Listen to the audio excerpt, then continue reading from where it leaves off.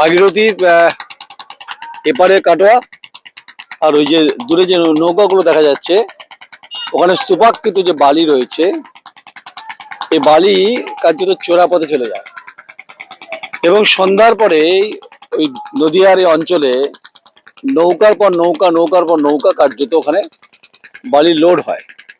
এখন এক একটা বালি লোড হলে তার দাম কত, এবং সেগুলো লোড হয়ে সেগুলো এরকম বড় ভেসেলে পেরিয়ে চলে আসে, কখনো আর যখন অফ থাকে তখন স্টক থাকে এবং বাই রোড দিয়ে বেরিয়ে চলে যায়।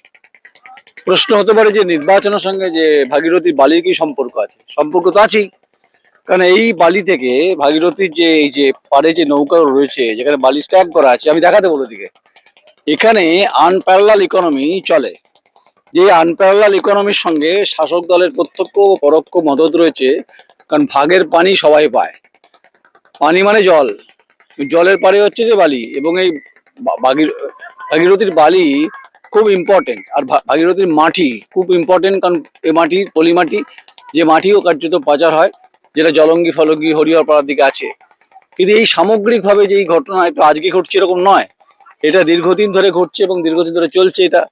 তাহলে নদিয়ার পুলিশ সুপার কি করছেন, নদিয়ার বিএলআরও এডিএমএলআর কি করছেন, নদিয়া ডিস্ট্রিক্ট ম্যাজিস্ট্রেট কি করছেন, এবং পূর্ব বর্ধমান জেলার একটা বৃহৎ অংশের পুলিশের ভূমিকা রয়েছে, কাটোয়া থানা ওসির ভূমিকা রয়েছে।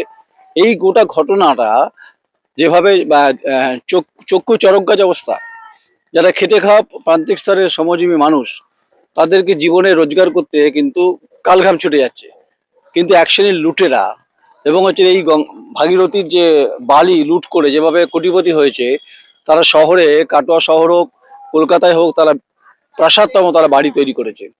এই সমস্ত প্রশ্নের উত্তর জানতে চাইবেন তো আপনি অ্যাটাক হয়ে যাবে। সাংবাদিক হিসাবে আপনি প্রশ্ন করবেন, তার কোয়ারি আপনি অ্যাটাকের মুখে পড়বেন। আর সন্ধ্যাবেলা এখানে আপনি আসতে পারবেন না ওপারে, ওখানে যত অপরাধ জগতের সঙ্গে যুক্ত মানুষজন তারা মোটামুটি কন্ট্রোল করে অঞ্চলটা। পুলিশ কি ঘুমায় এখানে? নদিয়া জেলার যে পুলিশের ভূমিকা কি, কালীগঞ্জ থানার পুলিশের ভূমিকা কি? অর্থাৎ আমে দুধে একসঙ্গে শরবত হয়ে যাবে অবস্থা। কারণ এই ব্যবসা তো ইনভেস্টমেন্ট লাগে না, ইনভেস্টমেন্টের প্রয়োজন নেই, ভেরি বিজি উইদাউট মানি। তাই ভাগীরথীকে ক্ষতিগ্রস্ত করছে এক শ্রেণীর বালি সিন্ডিকেটার।